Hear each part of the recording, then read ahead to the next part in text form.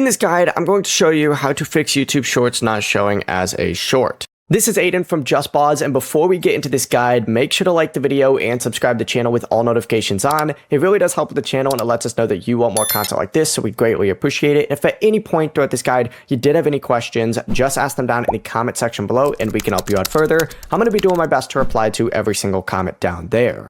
Now, first things first, you do need to check the video's aspect ratio because YouTube automatically categorizes videos as shorts when they are square or vertical and up to 3 minutes long. If your video is horizontal, such as 16:9, edit or just export it again using a vertical format like 9:16, and also make sure that the video is no longer than 3 minutes. Once the video does have the correct length and the correct aspect ratio, you need to upload it again to YouTube, and you don't need to add like hashtag shorts or hashtag shorts to the title. I just said hashtag. What is wrong with me?